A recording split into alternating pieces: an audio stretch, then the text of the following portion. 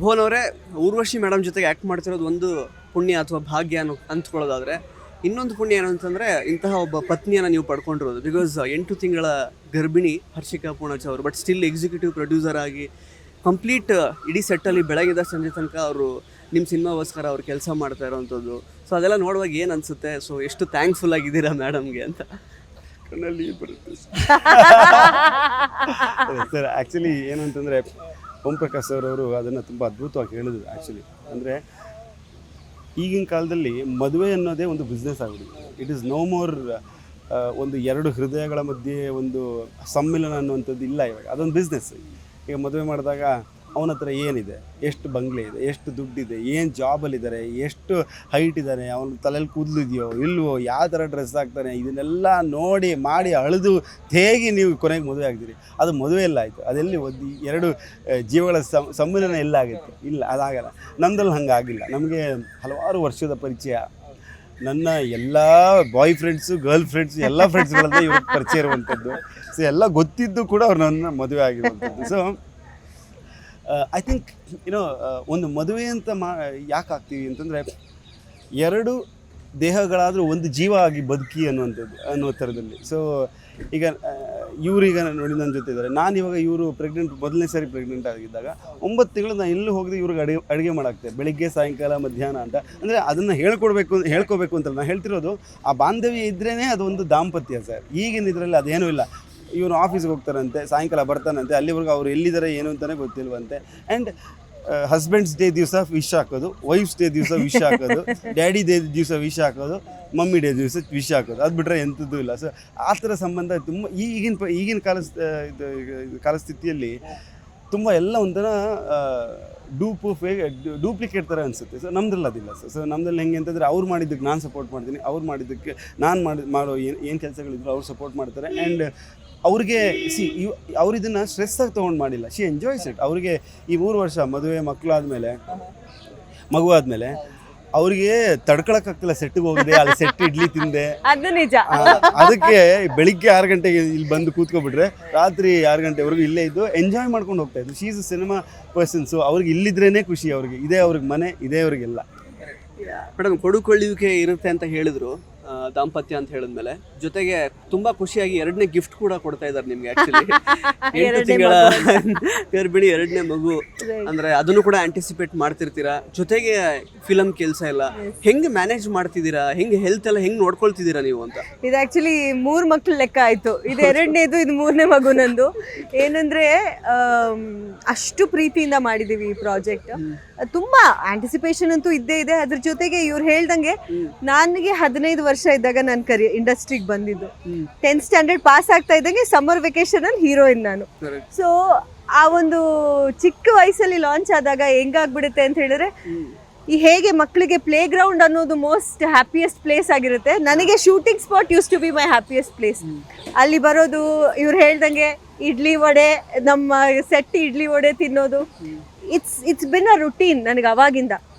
ಮದುವೆ ಆದಮೇಲೆ ಅಫ್ಕೋರ್ಸ್ ನಾನು ಪ್ರೆಗ್ನೆಂಟ್ ಆದಮೇಲೆ ಒಂದು ಬ್ರೇಕ್ ಆಗೋಯ್ತು. ಈಗ 2023 ನಮ್ಮ ಮದುವೆ ಆಗಿದ್ವಿ. 2026 ಆಲ್ಮೋಸ್ಟ್ 3 ವರ್ಷ ಇಟ್ ವಾಸ್ ಅ ಬ್ರೇಕ್ ನನಗೆ. ಸೊ ಅವ್ರು ಹೇಳ್ದಂಗೆ definitely this is a positive energy ನನಗೆ. ನಾನು ಸಿನಿಮಾ ಸೆಟ್ಟಿಗೆ ಬರೋದು, ನಾ ಒಬ್ಬ ನಟಿಯಾಗಿಲ್ಲದೆ ಹೋದ್ರು ಒಬ್ಬ ಎಕ್ಸಿಕ್ಯೂಟಿವ್ ಪ್ರೊಡ್ಯೂಸರ್ ಆಗಿ ನಾನು ಇಲ್ಲಿ ಕೆಲಸ ನಡೆಸ್ಬೋದು ಅಂತ ಹೇಳಿದ್ರೆ ನನಗೆ ತುಂಬ ಖುಷಿ. ಅದು ಆ ಟೈಮಲ್ಲಿ ಈ ಸುಸ್ತು, ಈಗ ನೀವು ನೋಡಿದ್ರಲ್ಲ, ನಾನು ಇಷ್ಟೊತ್ತು ಎನರ್ಜೆಟಿಕ್ ಆಗಿದೆ. ಯಾವಾಗ ಎಲ್ಲ ಪ್ರೆಸ್ ಕಾನ್ಫರೆನ್ಸ್ ಮುಗಿತು ಸುಸ್ತಾಗೋಯ್ತು, ನನಗೆ ಬಂದು ಕೂತ್ಕೊಬಿಟ್ಟೆ ನಾನು. ನಂಗೆ ಅದು ಆಗ್ತಿದ್ದಾಗ ನಾನು ಎಲ್ಲ ಮರ್ತೋಗ್ತೀನಿ. I just forget everything. So ಹಾಗೆ ಅಫ್ಕೋರ್ಸ್ ಅವ್ರು ಹೇಳ್ದಂಗೆ ನನ್ನ ಫಸ್ಟ್ ಪ್ರೆಗ್ನೆನ್ಸಿಯಲ್ಲಿ ನನ್ನ ಮಗಳು ಹೊಟ್ಟೆಲಿದ್ದಾಗ ಒಂದು ದಿನ ನನ್ನನ್ನು ಆಚೆ ಊಟ ಮಾಡಕ್ ಬಿಟ್ಟಿಲ್ಲ ಅವರು. ಪ್ರತಿದಿನ ಅವರೇ ಅಡುಗೆ ಮಾಡ್ತಾ ಇದ್ರು. ಪ್ರತಿದಿನ ಅದು ಸ್ಕೆಡ್ಯೂಲ್ ಹಾಕೊಂಡು 2 ದಿನ ಚಿಕನ್, 2 ದಿನ ಮಟನ್, 2 ದಿನ ಮೊಟ್ಟೆ, 2 ದಿನ ಫಿಶ್, ಆ ಥರ ಎಲ್ಲ ಪ್ಲ್ಯಾನ್ ಮಾಡಿ ಇದು ಮಾಡ್ತಿದ್ರು. ಸೊ ಐ ಥಿಂಕ್ ಅವ್ರು ಹೇಳ್ದಂಗೆ ಅದಿದ್ದೇ ಇದೆ. ಆಮೇಲೆ ಓಂ ಪ್ರಕಾಶ್ ಸರ್ ಹೇಳ್ದಂಗೆ ಗಂಡ ಹೆಂಡತಿ ಅಂದಮೇಲೆ ಮಾಡಲೇಬೇಕು. ಇಟ್ ಡಸಂಟ್ ಕಮ್ ವಿತ್ ಏನು ಹೇಳು ನಾನು ಮಾಡಿದೆ ಅಂತ ಹೇಳ್ಕೊಳ್ಳೋದು ತಪ್ಪ. ಎಸ್, ಮಾಡಿದೆ ಅಂತ ಹೇಳ್ಕೊಬಾರ್ದು. ಅವ್ರು ಹೇಳಿದ್ ಕರೆಕ್ಟಾಗಿ ಇತ್ತು. Actually it's a responsibility. As a husband ನಾನು ಅವ್ರಿಗೆ ಸಪೋರ್ಟ್ ಮಾಡಬೇಕು. As his wife he has to support me. ಹಾಗೆ ಮ್ಯಾಮ್ ಸಾಕಷ್ಟು ವಿಷಯ ಹೇಳಿದ್ರಿ, ಬಟ್ ಎರಡನೇ ಬಾರಿಗೆ ಮದರ್ಹುಡ್ ಹೇಗೆ ಎಂಜಾಯ್ ಮಾಡ್ತಿದ್ದೀರಾ? ಗ್ಯಾಪ್ ಕೂಡ ಜಾಸ್ತಿ ಏನಿರ್ಲಿಲ್ಲ ಮೊದಲನೇ ಮಗು ಆದ್ಮೇಲೆ. Right, right. ಮಗಳೇ ಹೇಗಿದ್ದಾರೆ ತ್ರಿದೇವಿ ಅವರು? ಮಗಳು ಇಲ್ಲೇ ಕುಕ್ಕಿ ಆರಾಮಾಗಿದ್ದಾರೆ, ನಮ್ಮ ಜೊತೆಗೆ ಇದ್ದಾರೆ. ಶ್ರೀದೇವಿ ಪೊನ್ನಕ್ಕ ಈಗ ಮಾತು ಬರ್ತಾ ಇದೆ ಒಂದೊಂದು. ಈಗ 1 ವರ್ಷ 8 ತಿಂಗಳಾಯ್ತು. ಹೊಸ ಹೊಸ ಶಬ್ದಗಳು, ಹೊಸ ನೋಡಿದಾಗ ಒಂದಷ್ಟು ರಿಯಾಕ್ಷನ್ಸ್ಗಳು ಎಲ್ಲ ಬರ್ತಾ ಇದೆ. ಆಮೇಲೆ ಶಿ ನೋಸ್ ಬೇಬಿ ಅಂತ ಬಂದು ಕಿಸ್ ಮಾಡೋದು, ಅಮ್ಮ ಎಗ್ ತಿಂದ್ಯಾ ಅಂತ ಮಗುನ್ ಕೇಳೋದು, ಆ ಥರದ್ದೆಲ್ಲ she does. So I think ಈಗಿನ ಮಕ್ಕಳು ತುಂಬ ಸ್ಮಾರ್ಟ್ ಅಂತ ನನಗನ್ಸುತ್ತೆ. ಎಲ್ಲ ಅರ್ಥ ಮಾಡ್ಕೊಂಡಿದ್ದಾರೆ. ಬಟ್ ತುಂಬ ಎಂಜಾಯ್ ಮಾಡ್ತಾ ಇದ್ದೀನಿ. ಈ ಮದರ್ಹುಡ್ನು ಎಂಜಾಯ್ ಮಾಡ್ತಾ ಇದ್ದೀನಿ. ಸಿನಿಮಾದಲ್ಲಿ ಆ್ಯಸ್ ಅನ್ ಎಕ್ಸಿಕ್ಯೂಟಿವ್ ಪ್ರೊಡ್ಯೂಸರ್ ಆಗು ತುಂಬ ಎಂಜಾಯ್ ಮಾಡ್ತಾ ಇದ್ದೀನಿ. ಸರ್ ನೀವೆಷ್ಟು ಅಂದರೆ ಅವ್ರ ಬಗ್ಗೆ ಕೇರ್ ತಗೊಳ್ತಾ ಇದ್ದೀರಾ? ಬಿಕಾಸ್ ಇವಾಗ ನೀವು ಸೆಕೆಂಡ್ ಪ್ರೆಗ್ನೆನ್ಸಿಯಲ್ಲಿ ನೀವು ಶೂಟಿಂಗಲ್ಲಿ ಬಿಸಿ ಇದ್ದೀರಾ.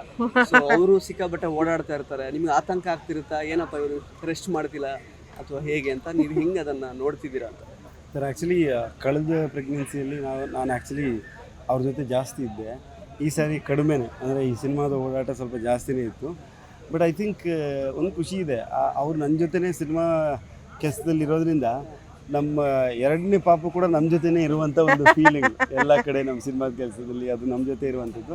ಆತಂಕ ಕೆಲವೊಮ್ಮೆ ಆಗುತ್ತೆ, ಓಡ್ತಾ ಇರ್ತಾರೆ. ಇಲ್ಲಿ ಚಿಕ್ಕ ಬ್ಲೌಸ್ ಫಿಟ್ಟಿಂಗ್ ಸರಿ ಇಲ್ಲ, ಅವ್ರದ್ದು ಅದೇನಂತ ನೈಟಿ ಫಿಟ್ಟಿಂಗ್ ಸರಿಯಾಗಿಲ್ಲ ಅಂತ ಇಲ್ಲಿ ಕಾಸ್ಟ್ಯೂಮ್ ಡಿಪಾರ್ಟ್ಮೆಂಟಿಂದ ಆ ಡಿಪಾರ್ಟ್ಮೆಂಟ್ ಈ ಡಿಪಾರ್ಟ್ಮೆಂಟಿಂದ ಅಲ್ಲಿಗೆ ಓಡಾಡ್ತಾ ಇರ್ತಾರೆ. ಹೆದರಿಕೆ ಆಗುತ್ತೆ, ಬಿದ್ದು ಹೋಗ್ಬಿಟ್ರೆ ಅಂತ ಹೆದರಿಕೆ ಆಗುತ್ತೆ. ಬಟ್ ದೆನ್ ಐ ಥಿಂಕ್ ನಾವು ದೇವರನ್ನ ನಂಬಿರೋರು, ನಾವು ಒಳ್ಳೇದು ಮಾಡಿರೋರು, ನಮಗೆ ಇಲ್ಲಿವರೆಗೂ ಒಳ್ಳೇದೇ ಆಗಿದೆ, ಆಗುತ್ತೆ ಅನ್ನೋ ನಂಬಿಕೆ ಇದೆ ಸರ್. ಮ್ಯಾಮ್ ಆ್ಯಂಡ್ ಸರ್, ಯಾವ ಮಗು ಎಕ್ಸ್ಪೆಕ್ಟ್ ಮಾಡ್ತಿದ್ದೀರಾ? ಮೊದಲನೇ ಮಗು ಹೆಣ್ಣು ಮಗು ಆಗಿತ್ತು. ಸೊ ಯಾವ ಮಗು ಎಕ್ಸ್ಪೆಕ್ಟ್ ಮಾಡ್ತಿದ್ದೀರಾ? ಏನು ಎಕ್ಸ್ಪೆಕ್ಟೇಷನ್ಸ್ ಇದೆ ಅಂತ? ಸರ್ ನನಗೆ ಒಂದೇ ಎಕ್ಸ್ಪೆಕ್ಟೇಷನ್ ಇರೋದು ಸರ್, ಮನೆ ತುಂಬ ಮಕ್ಳು ಇರಬೇಕು ಅಂತ. ಅದು ನನ್ನ ಆಸೆ. ಸೊ ಇದು ಎರಡಕ್ಕೆ ನಿಲ್ಲಲ್ಲ ಹಾಗಾದ್ರೆ? ಖಂಡಿತ ನಿಲ್ಲಲ್ಲ. ಯಾಕೆಂತಂದರೆ ಮನೆ ತುಂಬ ಅದೊಂದು ಸಮಯ ಇತ್ತು, ಓವರ್ ಪಾಪ್ಯುಲೇಷನ್ ಆಗ್ತಾಯಿತ್ತು, ಅದು ಇದು ಅಂತೆಲ್ಲ. ಈ ಜಗತ್ತಿಗೆ ಎಷ್ಟು ಪಾಪ್ಯುಲೇಷನ್ ಬೇಕು, ಎಷ್ಟು ಬೇಡ ಅನ್ನುವಂಥದ್ದು ನಮ್ಮ ಪರಿಸರಕ್ಕೆ, ನಮ್ಮ ಜಗತ್ತಿಗೆ ಗೊತ್ತಿರುತ್ತೆ. ಸೊ ಆದ್ದರಿಂದ ನಮ್ಮಂತಹ ಪುಟ್ಟ ನಮ್ಮನ್ನೇ ನಾವು ಪುಟ್ಟ ರೀತಿಯಲ್ಲಿ ನೋಡ್ಕೊಳ್ಳುವಂಥ ಈ ಒಂದು ಚಾನ್ಸ್ ಪುನಃ ಸಿಗಲ್ಲ. ಸೊ ಈ ಸಮಯ ಇದ್ದಾಗ, ನಾವು ಹೆಲ್ದಿ ಆಗಿದ್ದಾಗ, ಚೆನ್ನಾಗಿದ್ದಾಗ ಕ್ಯೂಟ್ ಆಗಿರೋ ಮಕ್ಕಳನ್ನ ಮಾಡ್ಕೊಳ್ಳೋಣ. ಆ್ಯಂಡ್ ಮನೆ ಸುತ್ತ ಮಕ್ಕಳು ಓಡಾಡ್ತಾ ಇರಲಿ ಅನ್ನೋದು ಆಸೆ ಸರ್, ಅಷ್ಟೇ. ನಿಮ್ಮ ರಿಯಾಕ್ಷನ್? ಇಲ್ಲ, ಅವ್ರೆಲ್ಲ ಕಡೆ ಹೇಳ್ತಾರೆ ನಂಗೆ ಮೂರ್ ಬೇಕು ಅಂತ ಹೇಳ್ಕೊಂಡು. ಬಟ್ ದೆನ್ ಇವಾಗ ಸದ್ಯಕ್ಕೆ ಏನಂತ ಹೇಳಿದ್ರೆ we have I mean of course after the second baby ನನಗಂತೂ 1 ವರ್ಷ, ಇನ್ನೊಂದು ವರ್ಷ ಅಂತೂ ನಾನು I have to nurse the baby. ಅದಾದ್ಮೇಲೆ ನನಗೆ ತುಂಬಾ ಆಸೆ ಇದೆ ಟು ಕಮ್ ಬ್ಯಾಕ್. ಅಂಡ್ ಇದು definitely he is also telling the same thing. You come back, you start working again. ಅದಾದ್ಮೇಲೆ will plan for another baby later ಅಂತ. So ಅದು ಇನ್ನು ಮುಂದಿನ ಪ್ಲಾನ್. ಬಟ್ ನನಗೂ ಕೂಡ ಮಕ್ಕಳಂದ್ರೆ ತುಂಬಾ ಇಷ್ಟ.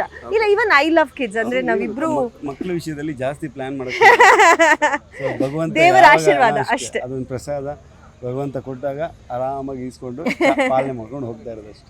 ಅಂದ್ರೆ ಇನ್ಫ್ಲೂಯೆನ್ಸ್ ಏನಾದ್ರು ಆದ್ರೆ ಸರ್ ಯಾರಿಂದನಾದ್ರು? ಬಿಕಾಸ್ ನಮ್ಮಲ್ಲಿ ಈಗ ಯಶ್ ಸರ್ ಮತ್ತೆ Radhika madam actually back to back ಒಂದು ಎರಡು ಬರ್ತಾ ಹೋಯ್ತು. ಆಕ್ಚುಲಿ ಅವರಿಂದ ಇನ್ಫ್ಲೂಯೆನ್ಸ್ ಏನಾದ್ರು ಆದ್ರೆ ಹೇಗೆ ಸರ್? ನಾವೀಗ 3 ಮಾಡ್ಕೊಂಡಾದ್ಮೇಲೆ ಅವ್ರು 3 ಮಾಡ್ಕೊಂಡ್ರೆ ಅವ್ರನ್ನ ಹೋಗಿ ಕೇಳಿ ಸರ್, ನೀವು ಇನ್ಫ್ಲೂಯೆನ್ಸ್ ಆದ್ರೆ ನಾವು ಯಾರಿಂದನೂ ಇನ್ಫ್ಲೂಯೆನ್ಸ್ ಆಗಿಲ್ಲ.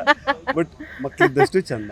ಅವರು ಕೂಡ ಅದ್ಭುತವಾದ 2 ಮಕ್ಕಳನ್ನ ಮಾಡ್ಕೊಂಡಿದ್ದಾರೆ. ಅದೇ ರೀತಿಯಲ್ಲಿ ಎಲ್ಲರೂ ಐ ಥಿಂಕ್ ಈಗ ಸುಮಾರು ಜನ ಮಕ್ಕಳು ಬೇಡ ಅಂತಾರೆ.